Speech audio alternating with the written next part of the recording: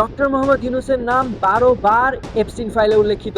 Dr. Mohammed Yunus. Doctor Mohammad Yunus. Doctor Mohammad Yunus. হ্যাঁ, ঠিকই শুনছেন, 12 বার এই বিতর্কিত ফাইলে আমাদের প্রধান উপদেষ্টা নোবেল বিজয়ী ডক্টর মোহাম্মদ ইউনূসের নাম রয়েছে।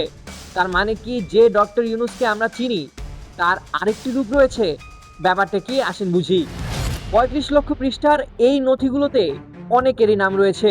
নরেন্দ্র মোদীর নাচানাচি থেকে শুরু করে ডোনাল্ড ট্রাম্পের বিকৃত যৌনাচার সবই রয়েছে এই এপস্টিন ফাইলে।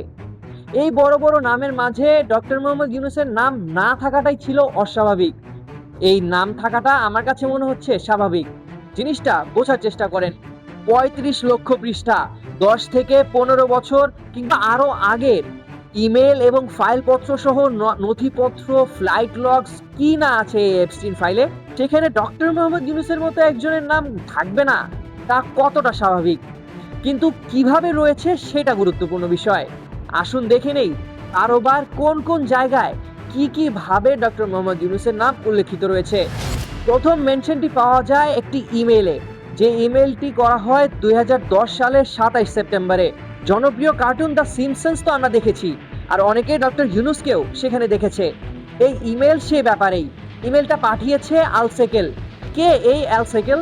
এলসেকেল হচ্ছে জেফ্রি এপস্টেইনেরই একজন সহযোগী। তিনি একজন কগনিটিভ সায়েন্টিস্ট বা বিভ্রম গবেষক এবং জেফ্রি এপস্টেইনের খুব কাছের সহযোগী, যে কিনা এপস্টেইনের প্রাইভেট দ্বীপে মাইন্ড শিফট কনফারেন্স আয়োজন করত। ইমেইলে এই সেকেল গর্ব করে লিখছে যে সে এবং তার পার্টনার ইজাবেল ম্যাক্সওয়েল, যিনি এপস্টেইনের সহযোগী এবং রক্ষিতা গিজলেনের বোন। এই সেকেল এবং ইজাবেল মিলে তাদের বন্ধু ও দ্য সিম্পসনের স্রষ্টা ম্যাট গ্রেনিং এর সাথে এই আমাদের নোবেল বিজয়ী ডক্টর ইউনূসের পরিচয় করিয়ে দিয়েছে। উল্লেখ্য, ম্যাট গ্রেনিং নিজেও এপস্টেইনের প্লেনে চড়েছিলেন। কিন্তু ডক্টর ইউনূসের সাথে এই গ্রেনিং এর কেন পরিচয় করে দেওয়া হয়? তাকে কি এই প্রাইভেট আইল্যান্ডে নিয়ে বিকৃত কিছু করার ইচ্ছা ছিল তাদের? না, ব্যাপারটা হচ্ছে সিম্পসনের একটা এপিসোড আসছিল লোনা লিসা, যেখানে ডক্টর ইউনূস নিজের কার্টুন ক্যারেক্টারে ভয়েস দিচ্ছিলেন। অর্থাৎ ম্যাক্সওয়েল পরিবার এবং এপস্টেইনের লোকজন মূলত ডক্টর ইউনূসের মিডিয়া পিয়া বা সংযোগ ঘটিয়ে দিচ্ছিল। এই ইমেলের সারাংশ যদি আমরা দেখতে যাই, তার মানে হচ্ছে যেহেতু ইজাবেল এবং সেকেল ডক্টর ইউনূসের সাথে এই গ্রোয়েনিং এর মিট করিয়ে দেয় এবং তার ফলে ডক্টর ইউনূস দ্য সিম্পসনের মতো কার্টুনে তার চেহারা দেখাতে পারে, সেই কারণে সে একটি অহংকারী একটি ইমেল কয়েকজনকে পাঠাচ্ছিল। এই ইমেলের ব্যাপারটা হচ্ছে সেটাই।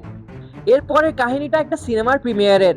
মেনশনগুলো পাওয়া গেছে টু ক্যাচ আ ডলার নামে ডকুমেন্টারির প্রশাসনিক নথিপত্র বা প্ল্যানিং ফাইলে। নিউ ইয়র্কে এই ছবির প্রিমিয়ারে ডক্টর ইউনূস ছিলেন কিনোট স্পিকার বা প্রধান বক্তা। সিনেমার প্রিমিয়ার মানেই গ্ল্যামার আর এলিটদের আনাগোনা, তাই এই ইভেন্টের গেস্ট লিস্ট আর ইভেন্ট ম্যানেজমেন্টের ফাইলে তার নাম থাকাটা খুবই স্বাভাবিক। এছাড়াও সোশ্যাল ইম্প্যাক্ট ফিল্মের কিছু পিডিএফ আর লিফলেটে গ্লোবাল ইম্প্যাক্ট লিডার হিসেবে ডক্টর ইউনূসের বায়ো বা পরিচিতি ছাপা হয়েছিল, যা এই ফাইলে পাওয়া গেছে। অর্থাৎ এপস্টেইনের মতো যারা রয়েছে তারা সোশ্যাল বা সামাজিক কর্মকাণ্ড দিয়ে তাদের ইমেজটা ক্লিন করতে চায়, এবং ডক্টর মোহাম্মদ ইউনূস যেহেতু একজন এই ধরনের বা এই রেডারের লোকজন ছিল, এই কারণেই ডক্টর ইউনূস তার নথিপত্রে ছিল। চতুর্থ মেনশনটা পাওয়া গেছে সোশ্যাল বা সমাজ যে এন্টারপ্রেনার রয়েছে তাদের কৌশলপত্র বা তাদের স্ট্র্যাটেজিক কিছু নথিপত্রের মধ্যে। আমেরিকায় গরিব মহিলাদের জন্য সোশ্যাল এন্টারপ্রেনারদের একটা ওয়েলনেস সেন্টার বানানোর প্ল্যান ছিল, যেখানে ডক্টর ইউনূসকে এই প্রজেক্টের ভিশনারি হিসেবে উল্লেখ করা হয়েছে। আর পঞ্চমটা হলো চ্যারিটি ফান্ডের কিছু লিস্ট বা স্প্রেডশিটে ডক্টর ইউনূসের নাম, সেখানে গ্রামীণ আমেরিকার নাম ছিল অনুদান গ্রহণকারী হিসেবে। এপস্টেইন যেহেতু ধনী ডোনারদের নেটওয়ার্কে ছিল, তাই কার টাকা কোথায় যাচ্ছে সেই ট্র্যাকিং লিস্টেই ডক্টর ইউনূসের প্রতিষ্ঠানের নাম এবং ডক্টর ইউনূসের নাম উল্লেখ করা রয়েছে।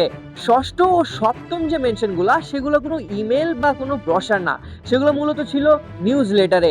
ডক্টর ইউনূসের বিখ্যাত 3-0 যে মিশন রয়েছে সেটা আমরা সবাই শুনি। তো সে যখন এই 3-0 প্রচার প্রচারণা করতে বিভিন্ন সামিটে যায়, তখন তার বক্তৃতার ট্রান্সক্রিপ্ট একটা নিউজ লেটারে ছাপা হয়েছিল। এপস্টেইনের সার্কেলে বিলি করা হয় এই ট্রান্সক্রিপ্টগুলো।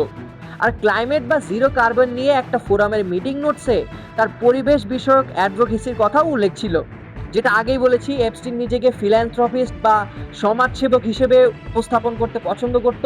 এই কারণে হাই প্রোফাইল মিটিংয়ের নোটসগুলো তার লিস্টে থাকতো, এবং এর মধ্যেই রয়ে গিয়েছে ডক্টর ইউনূসের একটা ট্রান্সক্রিপ্ট আর নোট। লাস্টের যে 5টা উল্লেখ বা মেনশন করা হয়েছে ডক্টর ইউনূসের নাম, সেটা একদম কিছু ইভেন্টে তার অংশগ্রহণ বা অ্যাটেন্ডেন্স লিস্টে তার সিগনেচার, এই ধরনের নোটগুলো পাওয়া যায়। যেমন দাভোস সামিটের অ্যাটেন্ডেন্স লিস্ট, জাতিসংঘের গুডউইল অ্যাম্বাসিডরের তালিকা, ক্লিনটন গ্লোবাল ইনিশিয়েটিভের নিউজ লেটার এবং গ্লোবাল মাইক্রো ফাইন্যান্সের রিসার্চ রিপোর্ট। সাথে ছিল ক্লিনটন গ্লোবাল সামিটে গ্রামীণ আমেরিকার অংশগ্রহণের ফি ট্র্যাকিং রেকর্ড বা রিসিপ্ট। এপস্টেন এইসব ইভেন্টে মূলত যেত তাদের ক্লায়েন্ট শিকার করতে বা এমন কিছু মুরগি শিকার করতে যাদেরকে সে এরকম করে পটিয়ে পাঠিয়ে তার আইল্যান্ডে নিয়ে গিয়ে শিকার করতে পারতো বা ফাঁসাতে পারতো। তাই তার কাছে থাকা এই বিশাল লিস্টগুলোতে ডক্টর ইউনূসের নাম থাকাটা প্রমাণ করে যে তিনি ওই হাই প্রোফাইল জগৎটারই অংশ ছিলেন যেখানে এপস্টিনও বিচরণ করত।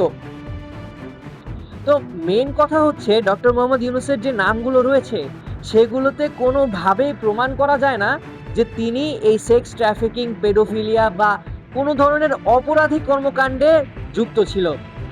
এই নামগুলো মূলত এসেছে যেহেতু ডক্টর মোহাম্মদ ইউনূসও আমেরিকার হাই প্রোফাইল বা হাই সোসাইটির সাথে বিচরণ করত এবং এপস্টিনও প্রচণ্ড বড়লোক হওয়ার কারণে এবং তার শিকারগুলোও এই ধরনের লোকজন হওয়ার কারণেই তার রেডারের মধ্যে ডক্টর মোহাম্মদ ইউনূস ছিল।